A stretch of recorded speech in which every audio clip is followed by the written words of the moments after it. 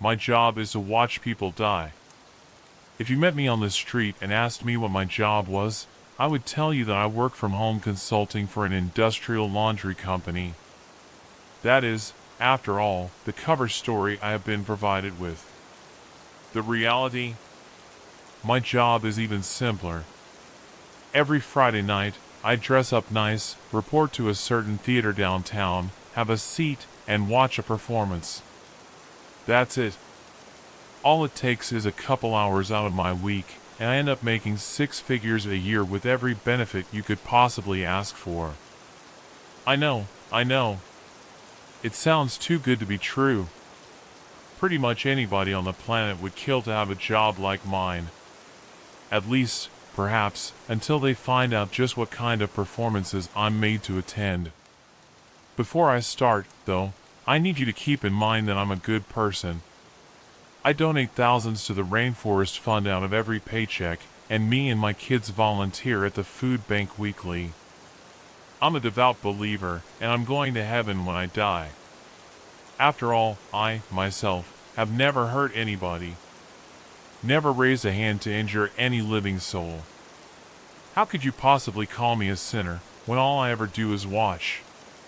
It started about 3 years ago, when their job offer found me when I was at my most desperate. All I was told was, every Friday night, I would attend a performance at my city's fanciest theater. That was it. I was baffled at first. What the hell do I know about theater, or ballet, or orchestras? Had they gotten me mixed up with some big shot critic? During our talk on the phone, however, they politely reassured me that no critical ability would be required.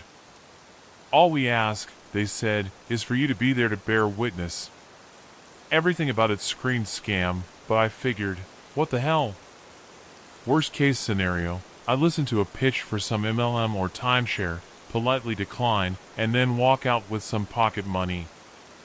I was baffled when I pulled up to the theater. Dozens, maybe even hundreds of people were streaming in, all in nice suits and gorgeous gowns. I'd thrown on the fanciest clothes I could afford, yet I still felt severely underdressed. The theater was totally rented out by my employer, and only my fellow co-workers were allowed in. How much could it have cost to hire such a massive crowd just to attend this one performance?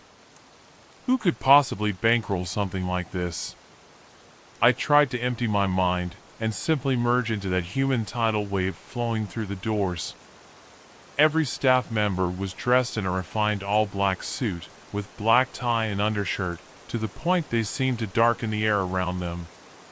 Each wore a white comedy mask, the neoprene stretched into a grin of perpetual laughter, which struck me as almost mocking. They demanded that we hand over all electronic devices, even patting us down and running a metal detector over us. Then they reminded all attending not to leave their seats under any circumstances during the performance, recommending we take bathroom breaks before the show started, and to remain quiet and to keep our eyes open. They kept repeating the same mantra. No distractions. No diversions. No lapses in concentration. Remember, you are here to bear witness. If I'd been alone, I would have left right then and there. There was a tickling in the back of my brain, some primate part of me screaming that there was something terribly wrong here. But mob mentality is a hell of a thing. Everybody else seemed calm, nonplussed, handed their phones over without a fuss. There were a few holdouts, probably other newbies like me, but eventually, they, too, relented. If everyone else is going along with it, I figured, why shouldn't I? Who wants to be the one, single paranoid bastard who missed out on an easy paycheck? Stepping into a gorgeous theater like something out of 3 centuries ago, I was most struck by the make of the stage. It looked like the back action of a piano, strange levers and mahogany hammers looking like fingers manipulating countless lines of piano wire, some over a dozen feet long. All the taut wires stretched in bizarre formations across the stage reminded me, somehow, of a spider's web. I could not fathom a machine so complex, yet with such little apparent purpose. The nature of the performance always varies. Sometimes it's a work of Shakespeare, a ballet, an opera, hell, even a puppet show. That day, it was a concert featuring a small chamber orchestra of around 35 students, it looked like, young and inexperienced, with a nervous air about them as if this was their first time performing before such a crowd. Mostly a string section, plus one of each woodwind, and just a couple each on horns and percussion. The conductor was one of the staff members in the comedy masks. I was baffled. Who would put forward this much cash just for a small, green orchestra to play in such a massive, prestigious venue? One of them must be a billionaire's kid, I figured. It was the only explanation. This, I've since realized, is always the best part. The beginning of the performance, when you can, if you try, lose yourself in the display and pretend everything is okay, that it's all normal. It was best on those lucky days when the performers on stage were completely unaware of just what sort of danger they were in. That always makes it easier for everybody. On that first day, I was as oblivious as they were, and simply enjoyed the music. Maybe some snob of the orchestral arts would hear their amateurish mistakes, but to my untrained ear, they sounded just fine. Pleasant, even. But one question began to worm its way into my head, a small nagging at first which crescendoed into a hammering on the inside of my skull. How much time has passed? At a certain point, I suspected the intermission was long overdue. But there were no windows, and I had to part with my electronic wristwatch at the door, so really, getting any sense of time was impossible. I dismissed it as my lousy attention span at first. But eventually, others began taking notice. No one dared speak, but among the fellow newbies, I noticed furrowed brows and sideways glances, confused and concerned. The performers seemed to be getting restless as well, whispering and gesturing to each other and the conductor, who never ceased those robotic, sweeping motions of his gloved hands. It must have been 2 hours by then, if I had to guess, and they were starting to look exhausted, dehydrated. Some even looked as if they were about to quit playing. Continue performing. In a moment, all of the piano wire loudly reverberated and stretched taut with the movements of those mechanical contraptions on stage, as the whole thing bristled and tensed as though it were a living thing. And that voice, cracking like thunder, seemed to emerge from the stage itself with a mechanical roar like the grinding of metal on metal. That seemed to frighten them into submission for a while. It wasn't until a half hour later that my life changed irreparably. They'd been playing a quiet sonata, so everybody could hear the sudden FRRR-ting, accompanied by a pained yelp. My eyes leapt to one of the violinists. One of her strings had broken, and happened to snap her right in the eye. It could see the streak of scarlet bifurcate her pupil, before the emerging blood replaced the entire eye with a thick redness. She stood, clutching a hand over her eye and blindly grasping with the other, gesturing toward medical help. And as she did so, that strange lattice of levers and hammers and pulleys all roared and clacked to life, like a bear trap being sprung. The machine's efficacy was just as sudden, just as brutal. Those clockwork edifices moved like a pair of robotic arms, aiming a wire for her neck as if trying to garrote her. But they moved at such a speed that the wire seemed to pass through her, like she wasn't even there. For a moment, she seemed fine, unaffected, as if nothing had happened at all. And then, things began to fall off of her. Her head, severed at the neck, alongside the hand she'd been holding over her eye, and the very fingertips of her other hand with which she'd been grasping a little too high. All had been cut cleanly, with surgical precision. Time seemed to slow as they all went clattering wetly to the floor, and the girl's body soon followed, as if it took a few moments for gravity to set in. Or, perhaps, for her body to realize she was dead. It happened so fast, it was hard to be properly horrified. It was more like, oh maybe. Everybody stared at the chunks of meat that had once been a promising young woman with hopes and dreams. That spider web of wires was still rumbling and shaking all around them, and the mechanical voice roared once more. Continue performing. They were given no further warnings. A few of them jumped from their seats out of sheer instinct, not even thinking. None of them made it more than a step before the wires divided them in twain. The rest just kept playing exactly as they had been, as if their brain froze up at what they'd witnessed and simply ran on autopilot, until their faculties slowly returned to them and they realized that this instinct had saved their lives. Where once beauty filled the room, now the orchestra had been reduced to a discordant sound like a long, shuddering whine, like a mocking parody of music. They gripped their instruments with trembling, sweaty hands, playing just well enough to avoid stoking the ire of those quivering wires stretched taut all around them. They realized, gradually, that they were allowed to speak. Immediately they began wailing hard enough almost to mercifully drown out that dismal cacophony that was once music, some begging and pleading with the staff, others screaming out threats, be they legal or physical. Nothing they said could shake the masked men and women in the slightest. They stood at order like statues, unflinching. Realizing this, they turned their attention to us.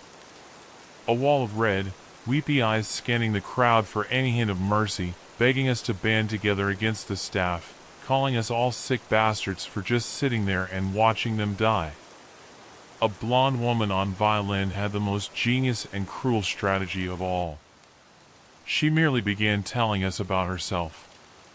Everything she could think of, poured out in between sniffles and tears. My name is Vera H. Hayes. That's my husband over there. She gestured to a dark-haired man on drums. He'd been the quietest of them all, seeming to be saving his strength.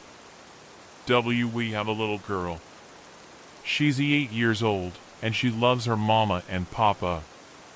Her name is Lucy.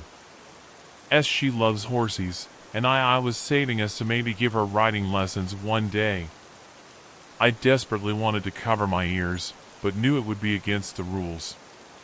Why can't you just shut the hell up? I thought bitterly, grinding my teeth. I truly hated her. Hated her more than I'd ever hated before. But why? Some dim remnant of my reason asked. She's a victim here. She's done you no wrong. But, I realized, I hated her because she kept reminding me she was human. Reminded me of what I was doing to her. What we all were doing to her, sitting here in complicity. And it almost worked, too. I almost resolved to save her. But then came the boom of a gunshot from far behind me. The shot had come from one of the tragedians standing amid the upper gallery, I was certain. I almost made the mistake of looking back. Instead, I kept my eyes locked forward, and merely imagined who it was that just had their brains splattered across their seat. Had they snuck a phone in and tried calling 911? Had they tried making a break for it? Or maybe they just couldn't take it anymore, and made the fatal decision to look away from the horror. I tried to distract myself by studying the impossible mechanism animating the blood-soaked piano wire. I couldn't figure it out. It was an impossible machine, existing in defiance of all basic laws of geometry, and seemed to have no means of controlling it, instead operating automatically with some malign intelligence. Perhaps it was an extension of whatever creature composed the stage itself.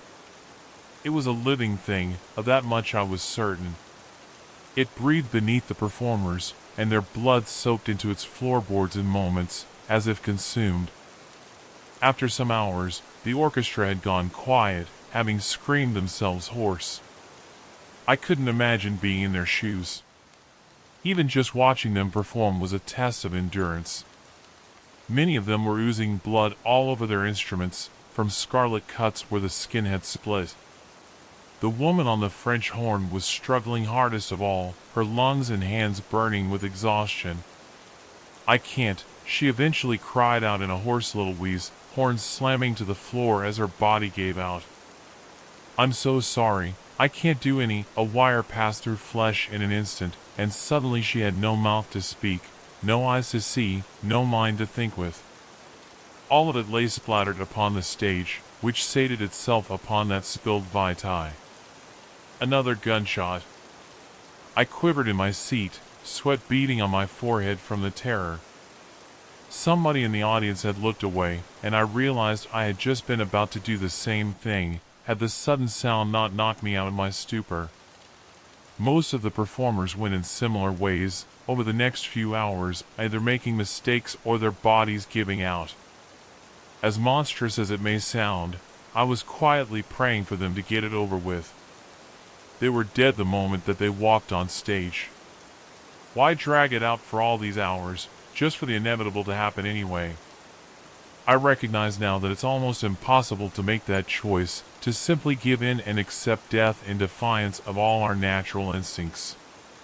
But the auditorium now reeked from audience members voiding their bowels, and the damn woman next to me just wouldn't stop crying, wouldn't stop at all. Vera and her husband lasted the longest of all, perhaps because they had each other. Over a dozen hours had passed, maybe even 2, and they were still playing a little duet in perfect sync, despite everything. By now, they were simply talking to each other as if nothing was wrong, as if we weren't even watched. Baby, when we get out of here, I'm going to take you to Martha's Vineyard. I know I've been saying that for so long, but, God, I wasted so much money on that stupid fucking motorcycle, he said. Lucy's going to love it. Vera chuckled. I don't know. It might be boring for a little girl. Isn't it all a bunch of old people up there? He laughed, weakly. Oh, maybe in town. But you know her. Once you get her in the water, you can't get her back out. She's a natural-born swimmer, I swear. Think we'll see her in the Olympics someday? It was surreal to watch, like I was peeking in on a private conversation a couple was having in their own home. But I could tell both of them were trying to maintain some illusion of normalcy, anything to keep themselves psychologically intact as the hours pass. Even as they tried to smile and laugh, there was a quiver in their tone, a desperation, a fear of what might happen if there was a single break in the conversation. A lot of what they said was too personal to relay here. They went into old regrets, past mistakes, resolved every argument they ever had in all their years together. It was like they wanted to make sure they said everything they had to say before the end came. I think I owe them, at least, their privacy. But the husband was slowly deteriorating. He'd moved too quick, caught the cymbal with his hand, leaving a wide gash along his palm that was gushing blood at a terrifying rate. Now he was getting woozier and woozier, swaying dizzily, his eyes unfocusing, his speech becoming slurred and his playing sloppy. Vera desperately tried to keep him focused. Talk to me, baby. Think of the beach. Lucy's going to love the seashells. She'll pick her favorite and put it on that little stand in her room, with all her little trophies. She rambled on, but by the end, all he could manage was half-hearted grunts of affirmation. He was leaning in his seat, and then his drumstick went flying right out of his hand, sending a cloud of pink mist through the air along its path. And yet he kept going through the motions of playing, as if he didn't even notice. Then a sudden clarity formed in his eyes, and he stared at his empty hand in disbelief, and then the piano wire was tensing and strumming all around him, and then in an instant he was up from his seat and racing towards us. He knew it was over. He just wanted to strike out at the world if he could, one last act of defiance. He even locked eyes with me, and I'll never forget the look on his face. Why are you watching this? You sick bastards. You sick, twisted. He threw his remaining drumstick, and the trajectory would have delivered it right to me.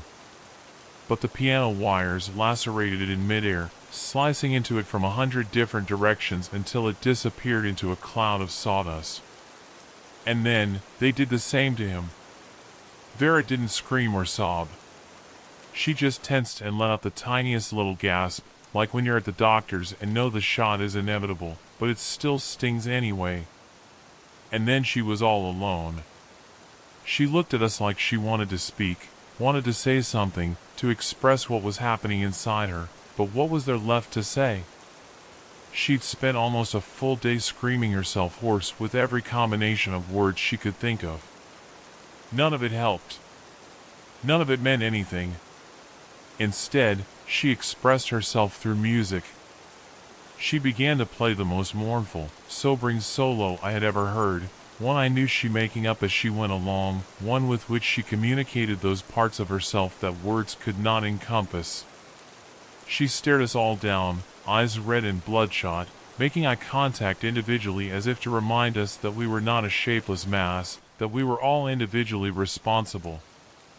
I only barely remember the sound of it now, as if I'd heard it in a dream, and yet even now the memory tears at my heart. She performed for what felt like an eternity. And then, in the end, she slowly, calmly set down her violin, stood up, and took a bow.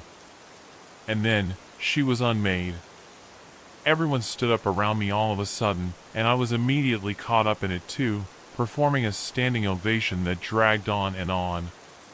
We screamed, shouted, cried, threw things, smashed our fists against seats, tore our hair, laughed and danced with each other. It was the ultimate catharsis after all that silence, after a full day of holding it all in. Never before had I felt so connected to a crowd of people on some deep, spiritual level. We marched out of the theater, stumbling like a procession of ghouls with blank faces and tired eyes. The staff were as polite as ever, thanking us for attending the performance and hoping that we enjoyed the show. Some were dragging the bodies of shot audience members out of the theater. As I finally emerged into the outside world, I was stunned to find it was still the same night I had entered. At least 20 hours had passed inside that theater, I was sure of it, but for the outside world, only 2 hours had passed. Exactly the duration listed on their job offer. I'd never been explicitly told not to reveal what I'd seen there, and now I knew why. Nobody believed me, or worse, maybe they were covering it up. I swear to God, the police dispatcher laughed at me over the phone. I swore I'd never go back. I'd been part of something evil, something unfathomable, and it would haunt me forever. But the next year was one of constant desperation, debt climbing as job opportunities declined at equal rates. I held out for about a year, but eventually, I gave in. And to my horror, the next performance was easier now that I knew what to expect. And then the next was easier still, and the next. The performance is always different, but the end result is always the same. I have to remind myself that I'm not culpable for what they're doing there. All I do is watch. We watch people die every day, in the news and online, people suffering horrible fates often in places our own countries help to destabilize. How are my actions any different, really? We all have to accept that terrible things happen in this world, and all we can do about them is either look away, or look the horror right in the eye. Is choosing to look away more moral, or is it only more cowardly? And besides, wouldn't it be worse for them if there wasn't an audience? If they had to die there in the dark, alone? No one seeing. No one caring. No one remembering. After all, someone has to bear witness. I work at a convenience store. One of my regulars is terrifying. Jesus Christ, you look pathetic, man. My coworker, his baggy eyes sinking down like a bloodhound, couldn't contain his snort as he swung the plastic swinging door open for me. I scowled at him with as much hatred as I could muster. Shut up, asshole. I shoved past him, squeezing between his slouching form and the shelves of electronic cigarettes contained in their bright fluorescent boxes, screaming out sour raspberry crush and cotton candy at whoever's eyes inevitably drifted to their section behind the register. The truth was, he was right. I looked pathetic. I felt it, too. I felt like a slug stuck to the bottom of God's shoe. I slammed my bag down on the counter, careful not to bump my cast against anything. I had already made that mistake of carelessness, and paid the price heavily. Zeke held his hands up in surrender, his Cheetos-stained fingertips glowing faintly orange in the fluorescent lighting. My bad, dude. I knew it was rough, I just didn't know how rough. You look like an injury lawsuit billboard. I waved him off, pretending I couldn't be bothered to turn my head to look at him, ignoring the reality that my neck brace physically wouldn't allow it. Just go. Get out of here. Zeke yawned and slung his jacket over his shoulder. Don't have to tell me twice. See ya, Dot. I watched him circle around to the break room to leave out the back door, pulling our metal stool up to the register with my ankle.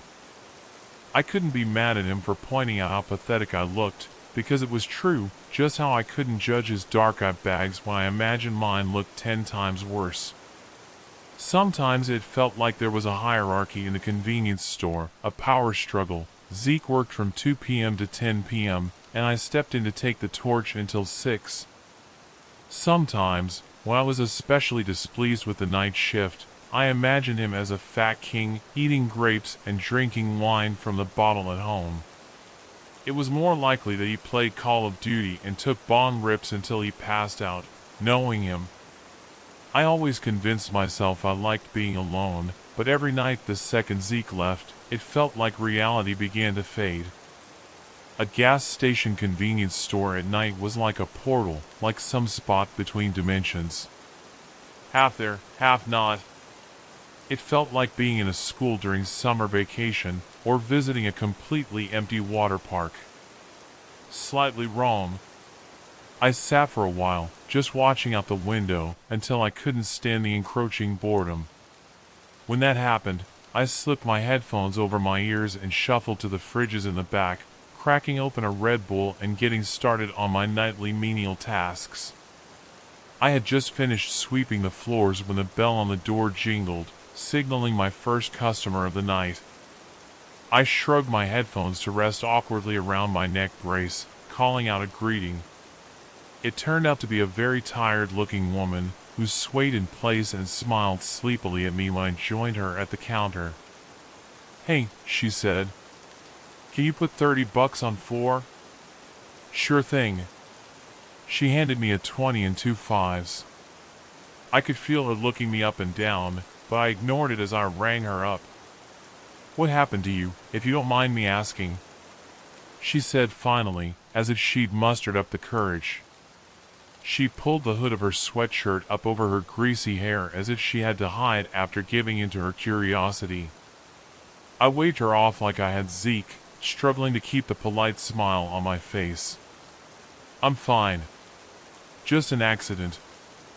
Once the woman left and I had watched her dinky Chevy Cruze peel off down the road, I pushed my headphones back up and cranked up the Joy Division playing from my phone.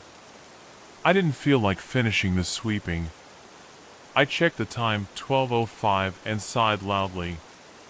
I wondered if I could get away with sneaking to the back to take a quick nap, but I knew my boss would check the security cameras, and then she would have my ass. I unwrapped a chocolate bar from next to the cash register, making a mental note of how much I owed the till so far. I gave a knowing look to the camera in the corner, pointing to the candy like, "I know, I'll pay it." I popped the entire second half into my mouth, feeling it melt on my tongue, and crumpled the wrapper in a half moon around my index finger. I stared at it for a while, feeling strangely guilty.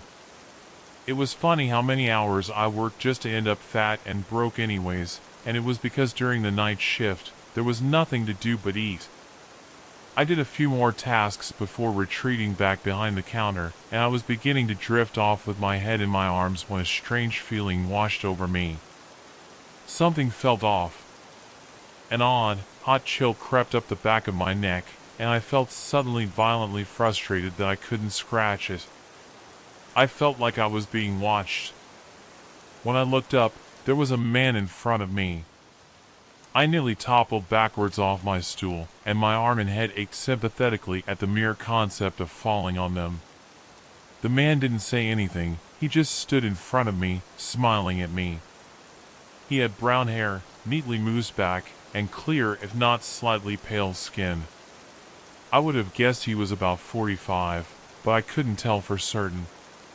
The first thing I noticed was that smile, which stretched across his face a little too widely for I checked the time again, 2:36 a.m., and displayed his sparkling white teeth. The second thing I noticed was his eyes. I couldn't quite tell what color they were, because they were enveloped by his pupils. One pupil appeared larger than the other, but they were both too big. I immediately wondered if he was on something, although his crisp suit suggested otherwise. "Good evening," I said, choking on the words, quickly taking off my headphones. "I'm sorry, how long were you standing there?"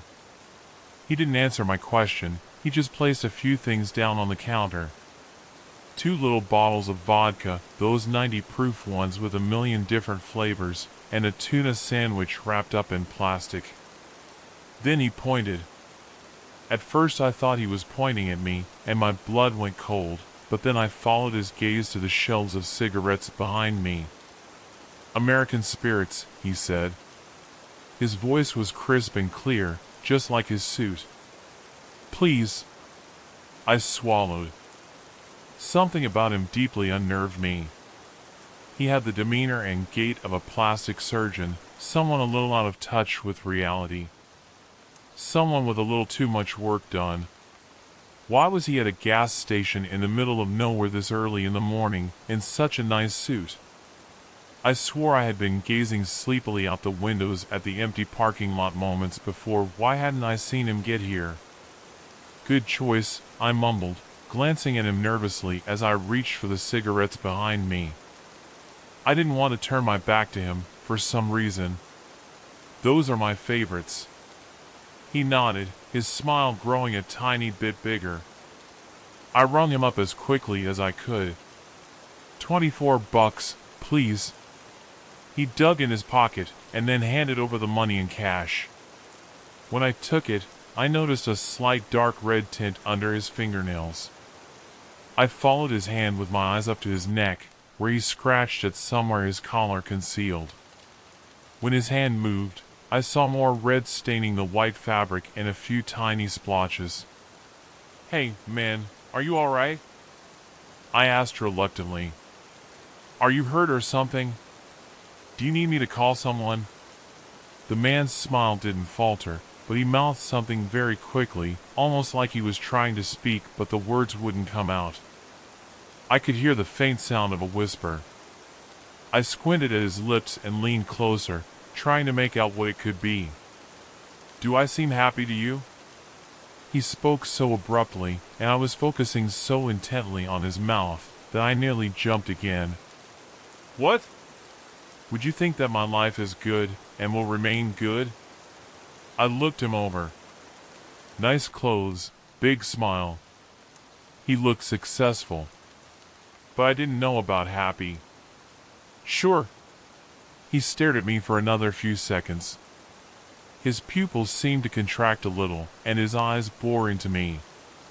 However, no matter how hard I tried, I couldn't look away. "Take care of yourself," he said cheerfully, and then he gathered up his purchases and he left. After that, I felt shaky. I didn't want to stay there at the counter, in case he came back, so I slinked out back, clumsily putting on my jacket with one arm and feeling for my box of American Spirits. It took me an embarrassingly long amount of time to light up, my body awkwardly leaning against the wall and my knobby knees crammed against my chest. I couldn't wait to get my cast off. As I smoked and tried to calm down, I found myself staring straight ahead, into the dark woods that surrounded the gas station. The trees towered over me, completely still except for the slight sway caused by the chilling breeze that hummed through the air. In those trees, I could make out a strange shape, one that moved a little differently from the other foliage. It almost looked like a person. When I finally got home at 6:30, I was so relieved I almost cried. I slumped back on my bed, watching the dim sunlight start to creep through my bedroom blinds. That was another con of the night shift. I didn't get to sleep until it was bright outside. I rolled onto my good side, taking my phone out of my pocket and scrolling through a few notifications from my friends that I had ignored under the guise of being at work. I knew it didn't fool them. Being at work had never stopped me from texting them back before, but they couldn't say anything about it. I just wasn't ready yet. Hey, sorry, home now. Going to bed, GN. I tossed my phone on a pile of dirty laundry after I hit send and gingerly laid my head on my pillow. I thought I wasn't even tired. I would just close my eyes for a second, but when I opened them it was already golden hour and my stomach was grumbling. I sighed and scrubbed at my face with my clammy palms. It was so depressing to sleep all day sometimes. I clumsily shoved an off-brand frozen pizza into the toaster oven with my non-broken hand, ate it in a few bites and badly burned my mouth, took a shower, sat down at my computer for what felt like a second, and before I knew it, it was time for work again. The drive to work always felt sort of eerie to me. By the time I had gotten into my car it had began to rain, and my puny old windshield wipers struggled to keep up with the heavy downpour. I really did work in the middle of nowhere. It was about a 15-minute drive away from my studio apartment, and I lived on the edge of town as it was. The road was gravelly and crowded by trees, so crowded I always began to feel very claustrophobic for a while right before it opened up into the grove where the gas station waited. If you kept driving, it would be another hour until you reached anything substantial, anything besides other gas stations or dilapidated sheds. It made me think of the man from the night before. Where had he been going? I pulled in next to Zeke's car, and I ran inside with my good arm sheltering my hair the entire way. "Hey," I called out as I shoved open the swinging door. The bell jingled cheerfully to greet me. "Man, it's really coming down." Zeke wasn't behind the counter. There was no response for a moment, and I began to feel uneasy, but then he called out from the back room and I sighed in relief. "I know!" He came out, carrying a cardboard box in his arms. "It's bullshit. I hate the rain." I squeezed the rain out of my hair carefully, and was suddenly infuriatingly aware of the mind-numbing itchiness of the water trapped between my skin and my neck brace. "Hey," I slipped in behind the counter, and he set the box down next to me. It read snacks on the side in fresh black Sharpie. "Did you see anyone weird today?" He gave me a suspicious look, shrugging on his hoodie. Not any weirder than usual." "Oh, okay." I swallowed and picked at the skin around my nails. "Was just wondering. Last night there was this weird guy." Zeke checked his phone, not really paying attention. "That's so weird. I gotta go, tell me about it tomorrow." I rolled my eyes and nodded. "Okay. Whatever. See ya, Dot." "See ya." Like the night before, I didn't realize how lonely it was until he was gone. But unlike the night before, now I felt like I had a reason to feel strange. I listened to the rain come down against the roof and tried to hone in on my work, lugging the box of snacks over to the shelves to restock. There were a few customers who came and went like always, and between catering to them and immersing myself in tasks and my cranked-up music I almost forgot all about this strange man. Things felt normal again, and I was just an employee working in a convenience store as I always had been. That was until 2 came around again. At 2, it finally stopped raining, and the sudden silence began to make me feel unsettled. At 2:15, I took my smoke break, and when I came back inside around 2:30, something felt different. I hung up my damp jacket, taking my sweet time with it. I didn't want to go back out there yet. When I finally decided to suck it up, and I peered around the doorframe of the break room, he was there. standing in front of the counter, staring. I bit down hard on the inside of my cheek and tasted blood. "Hello," I called out, walking over to the register. "Good evening." "Back again?" He didn't say anything. I hadn't really expected him to. His smile seemed more shrunken than the night before, and so did his pupils.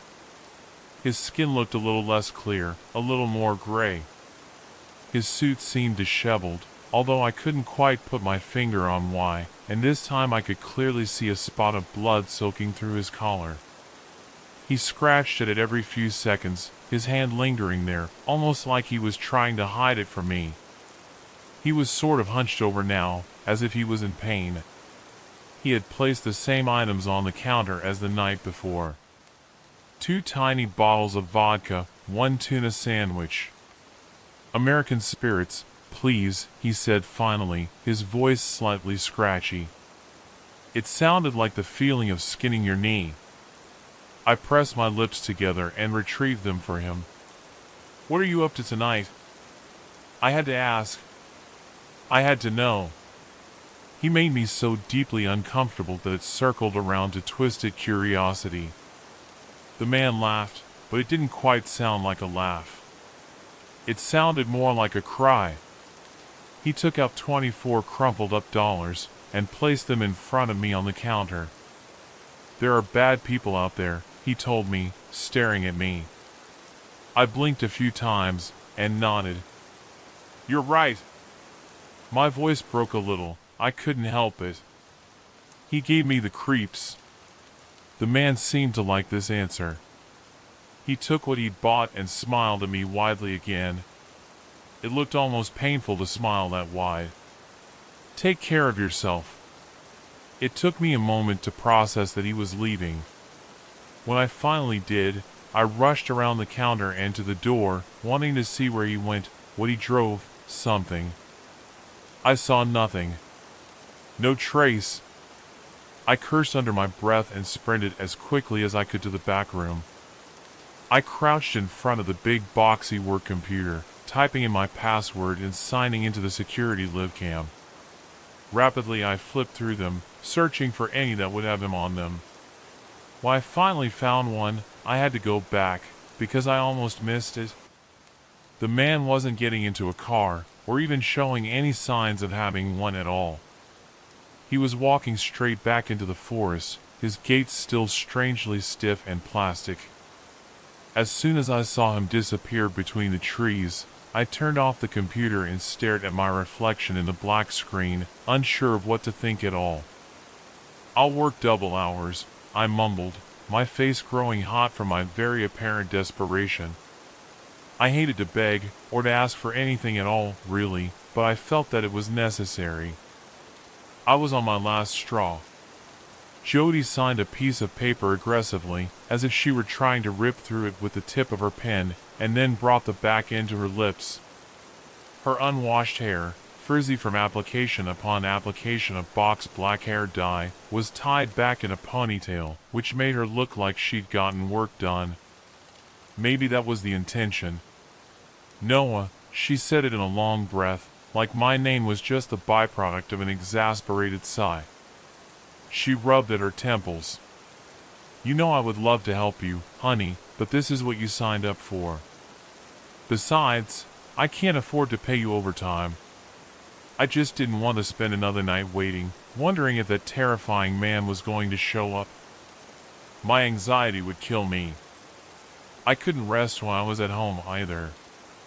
His smile appeared in my dreams. It haunted me. Still, I hadn't expected her to say yes. She never did. I had taken this job because I desperately needed it, not for convenience, and she knew it. She knew she had all of the control. My boss stood, surveying the break room as if it was simply an act of habit. "I'm sorry that I can't change your schedule, Noah." She smiled sympathetically, in a way that was both saccharine and stiff. "Maybe ask me again in the future. And can you make sure to mop during your shifts? It's looking a little grimy in here." I didn't tell her about the man.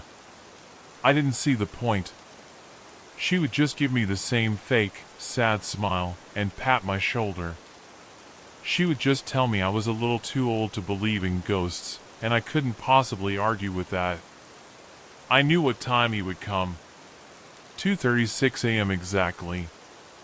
It was always 2:36. At 1, I realized I hadn't seen any other customers since the day before. It wasn't like we bustled in the early hours of the morning, but there were always some. Some drunks, some stoners, some late-night road trippers, some homeless people. I couldn't remember the last time I saw 0 customers during a shift. At 2, my arms began to prickle with goosebumps. I tried not to stare out the window, not sure I wanted to see him coming at this point, but my curiosity got the better of me. At 2:30, I saw something emerge from the trees. It was man-shaped, but hunched over, as if he had a particularly bad case of scoliosis. As if his very spine had been bent like a green twig over someone's knee. I knew it was him immediately.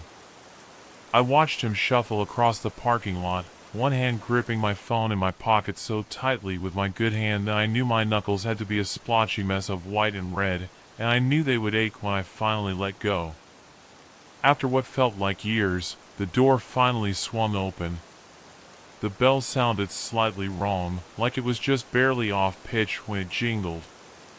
The man moved slowly, whether out of struggle or to torture me I couldn't tell. His breath came out hitched and raspy, and in his hands he clutched a wad of cash as well as a slip of paper. I stared at it, but couldn't figure out what it was. "Why are you here?" I asked against my better judgment as he collected the things he always got.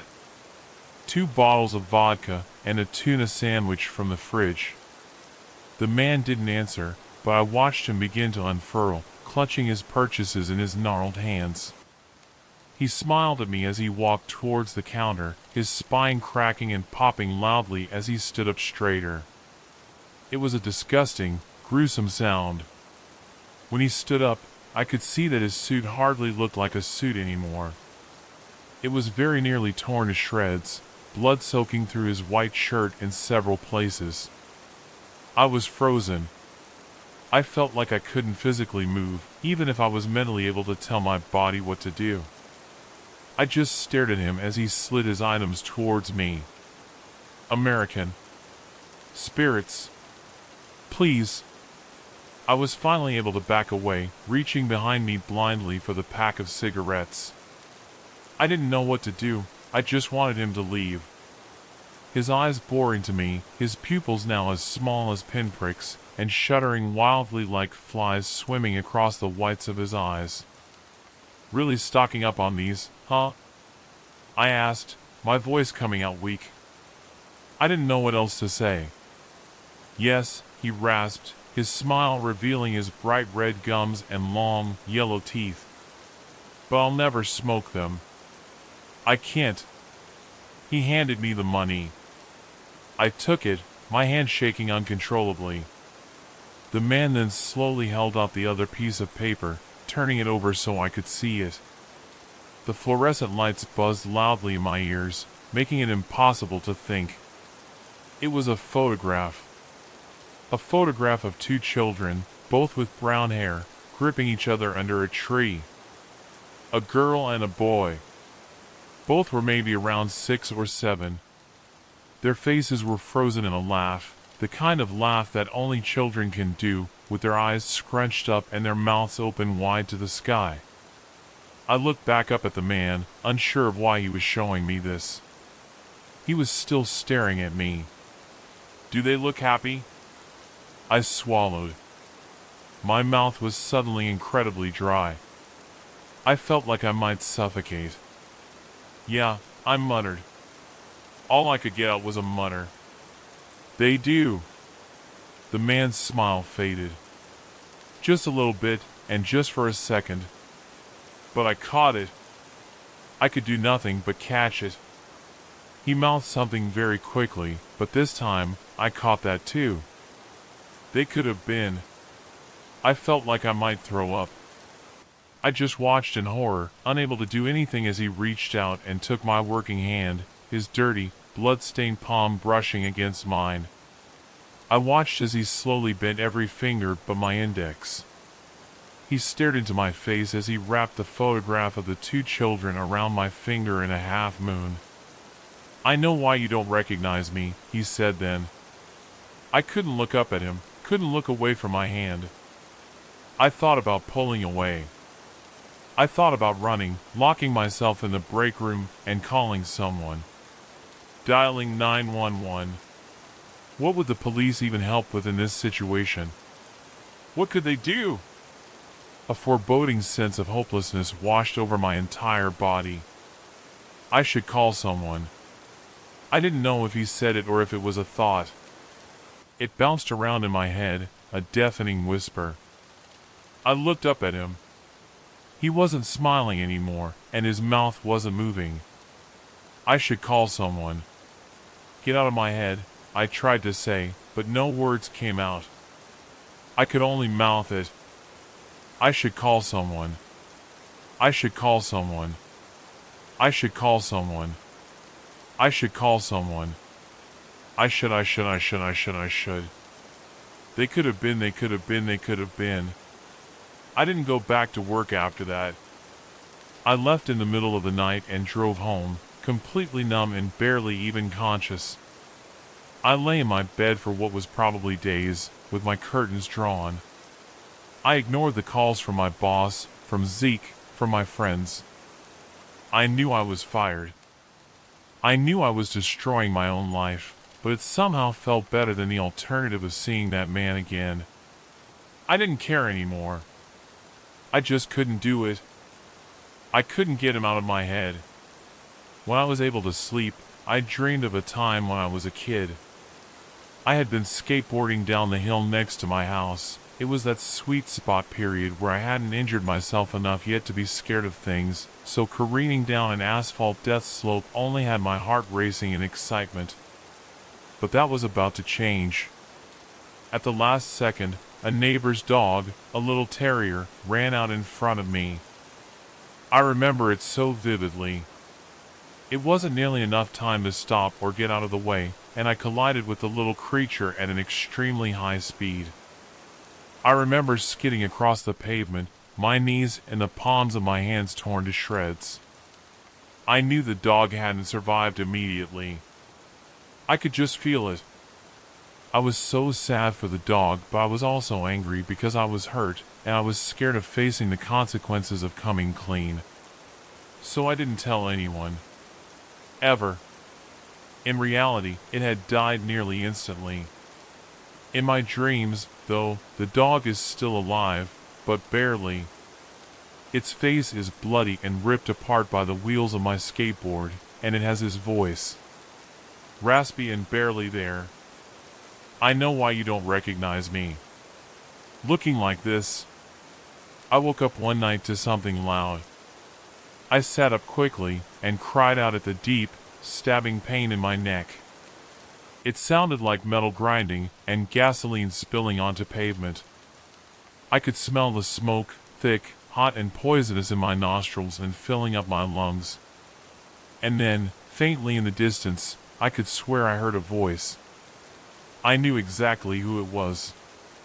I left my room as if I was still dreaming.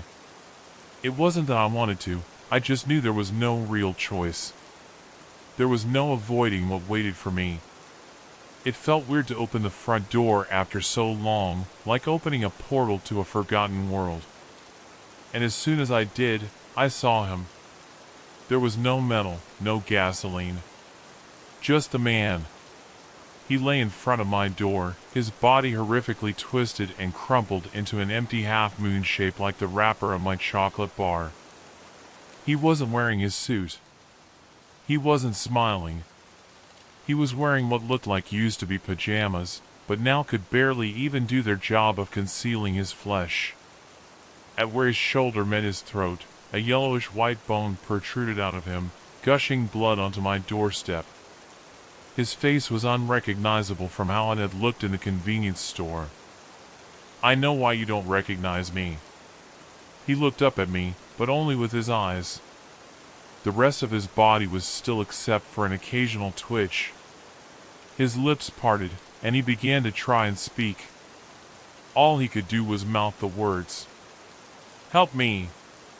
I knelt down in front of him, tears springing to my eyes and then streaming down my cheeks. "I'm sorry," I whispered. "I'm so sorry. I should have called someone." I got up, and I walked to my car. I drove all the way to where it happened, to that claustrophobic part of the road, in silence, my hands shaking against the steering wheel. Now I'm sitting here, next to the tree that man's car had wrapped around. It's bent and cracked down the middle, and there's a hint of a spinning tires and dried blood still on the pavement, but other than that, there's no evidence of what happened here a couple of weeks ago. I'm going to call the police. I'm going to tell them everything. I'll tell them about the night it happened. How my friends had been messaging me all day, begging me to skip work and meet them at the bar, and how I had felt so isolated recently working the night shift. I'll tell them how I offered Zeke $100 to cover my shift, and he'd agreed because he didn't have anything better to do.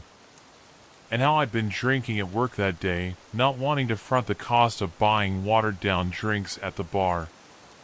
I'll tell the police how I left before Zeke even got there, because I knew he'd be able to tell I was tipsy. Right at 2:36 a.m. How I picked out 2 little bottles of flavored vodka to sneak in, and a tuna sandwich to hopefully soak up some of the alcohol before my drive, which I didn't actually plan on eating. I just wanted to feel morally just. The fresh pack of American Spirits I shoved in my back pocket before tucking $24 into the till. I'll tell them about how I knew I wasn't driving great, and I was going too fast, but I didn't slow down. I'll tell them about seeing the car coming in the opposite lane, the headlights making me squint, right at the most narrow part of the road. And how I swerved into their lane. I'll tell the police about swerving back out of his lane right at the last second, and slamming on the brakes. Nicking a tree! The airbags deploying, the cracking sound and the deep, excruciating pain in my neck and my right arm. I'll tell them about getting out of my car and witnessing what I'd caused. And how I immediately threw up on the side of the road. His car had been completely crushed around a tree after he'd spun out of control to avoid hitting me, crumpled into a half-moon shape. I could hear him breathing. A horrible, raspy sound. I crept over to the driver's door. And there he was. All blood and bone and glazed-over eyes. I should call someone, I thought, but fear had swallowed me whole. My life would be destroyed. I was a drunk driver, I had ended someone's life, it was all my fault. I didn't know if he had kids, if he was married or alone, maybe he was a bad person, I tried to tell myself, and I had done the world a favor. Why was he out so late, anyways? But no matter what I told myself, I knew what this was. I was a murderer. And I couldn't face that. I'll tell the police how I watched him die. I waited until he took his last breath, my fingers wrapped tightly around my phone in my pocket. And then I drove away. I'm about to report myself. I just wanted to put this out there, so someone could hear this story and maybe think harder about their decisions. Everyone wants to say they know exactly what they'd do in a bad situation, how they'd handle it, but I know firsthand that isn't true. Everyone is a coward. I hope when I'm locked away, he's at peace. I hope his children live long, happy lives. I'm sorry. Since even before I can remember, I've seen a man's face whenever I look through a window. My mom loves to tell a story of when I was 3 or 4 at my grandma's house. I called them into the room and asked, "Why is there an ugly face in the window?" My mom went and looked and assumed that I was seeing my own reflection. "That's you," she said, and then apparently I got mad and started crying. I don't remember this, but my mom thinks it's hilarious and loved to tell it as a cute, embarrassing story. I always felt a cold dread when she would tell it because I know that I wasn't seeing my reflection that day. I was seeing the man in the window. When I was a little girl, I thought he was old. But once I started getting a little older myself, I decided he looked to be in his late 30s to mid 40s. He has dark blonde hair with a little touch of gray in it. Usually his hair is down to his shoulders or pulled back in a ponytail, but sometimes it's cropped to his ears, and once or twice I've seen him with a buzz cut. He's almost always wearing glasses. He usually has a patchy beard, kept cropped short, though I've seen him clean shaven before. But even though little cosmetic changes happen from time to time, it's always the same man, and he always has a gaping, bloody hole in his face. It's above his left eye, just near the hairline. The hole is black with clotted blood, and red is smeared down his face. His left eye doesn't always open all the way due to the blood and deformation around the eye socket. Spatters of red fleck his glasses. His face is pale. Any real person with this injury would either already be dead or mere minutes from death. But he lives behind the windows, looking like a reflection superimposed on my own reflection. Sometimes he's very close to the glass, and sometimes he's further away, but he's always watching me. I don't remember my mother's story, but I can remember seeing him from about age 5. By that time, I already understood that this wasn't normal, and had also decided that this was a secret I could tell no one.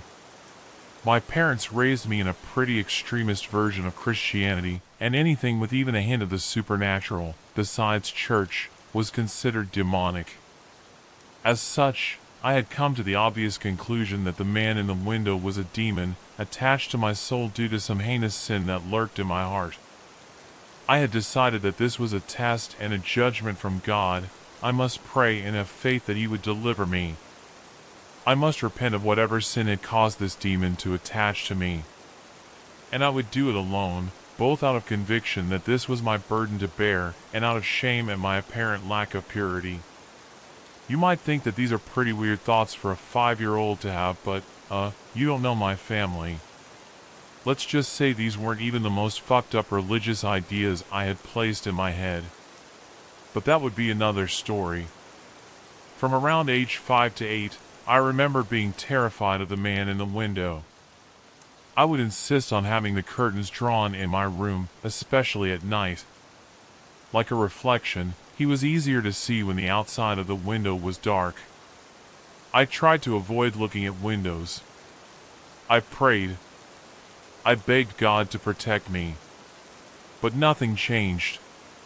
He was always still there. Sometime around my tweens, the intensity of the fear began to wear off. He had never done anything to harm me. I was more afraid of what his presence said about me than his presence itself. I became more comfortable with windows, though I still kept the bedroom curtains closed at night and would cry when my sister would open them. At age 11, I was baptized in our church and received the gift of the Spirit, which means speaking in tongues, for those unfamiliar. This is, for Pentecostals, the moment that you are saved. I remember feeling elated, thinking surely now I have been made clean and God will release me from the demon in the windows.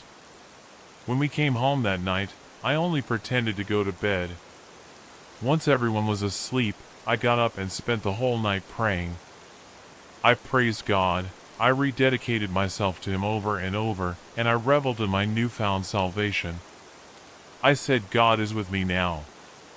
I rebuked the demon in these windows in the name of Jesus Christ.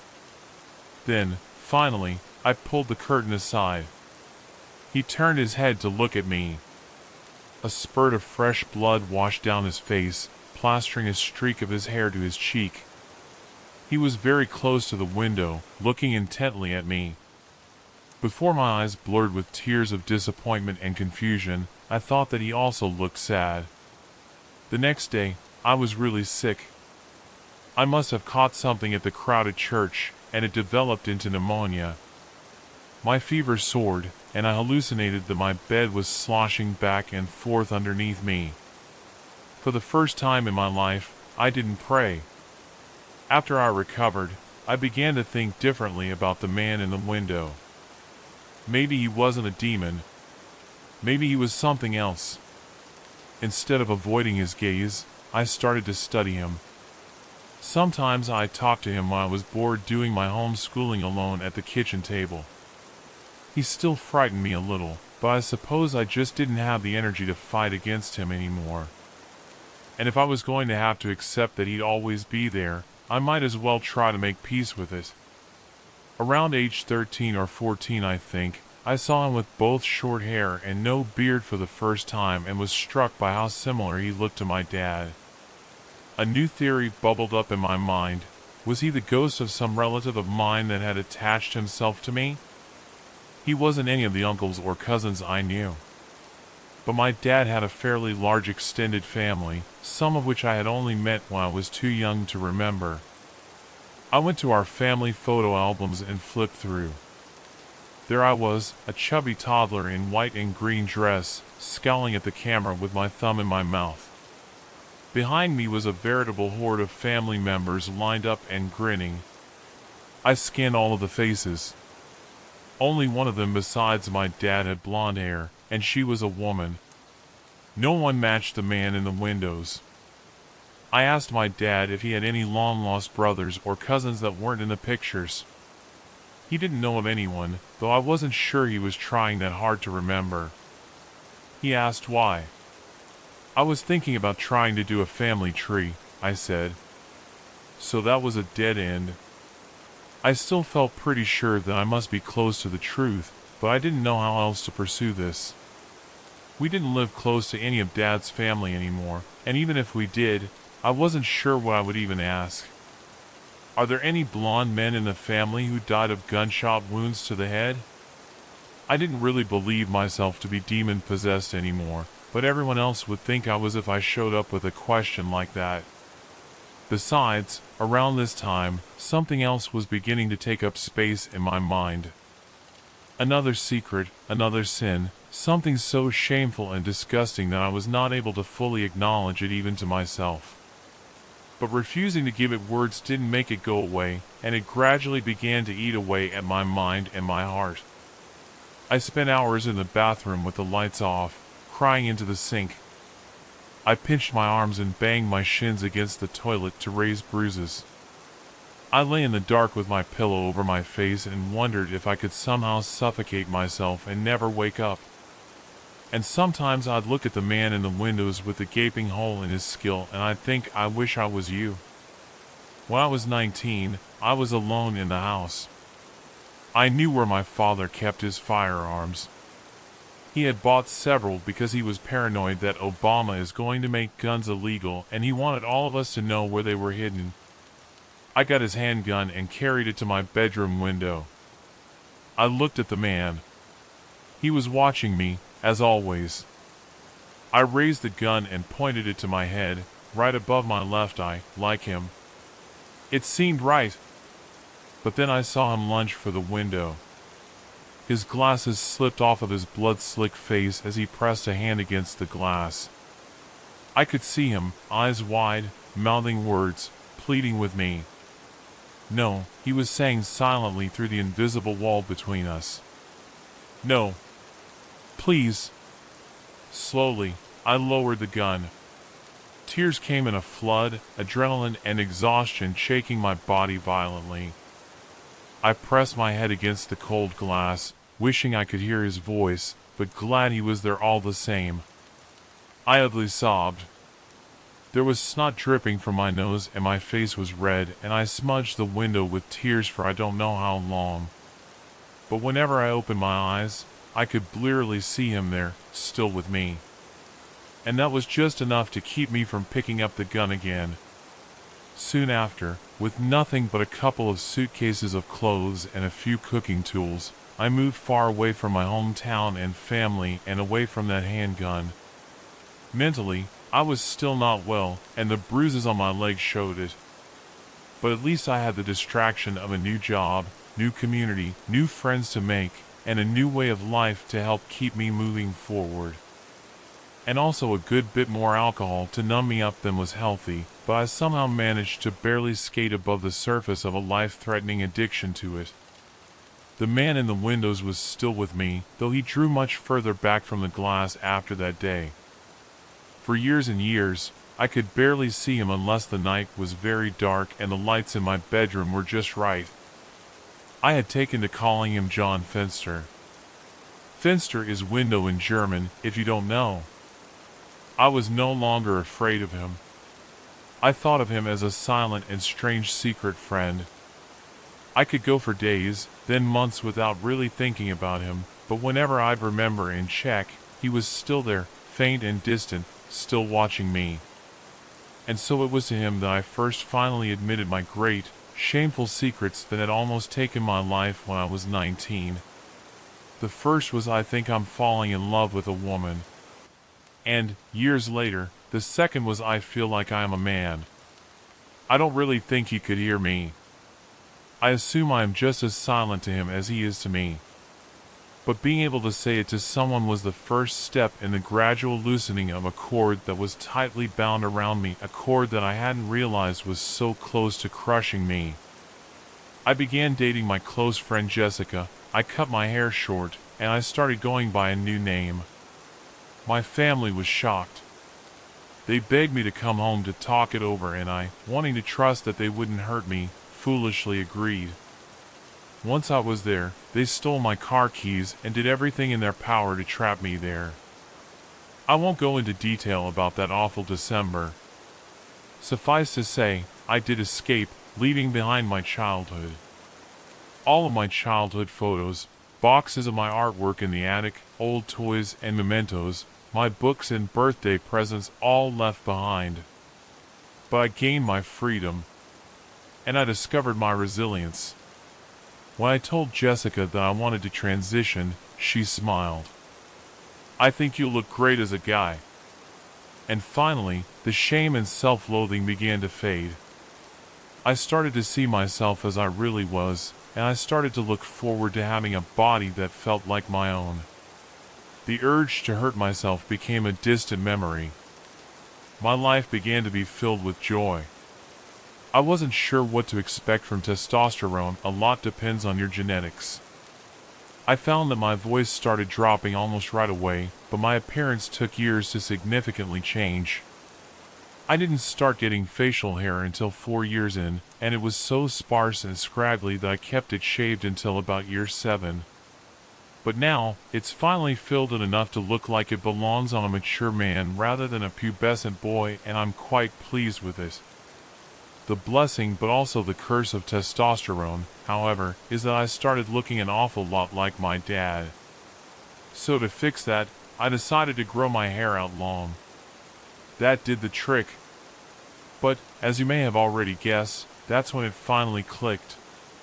The man in the window has moved nearer to the glass again, for the first time since I was 19. And there's no mistaking it.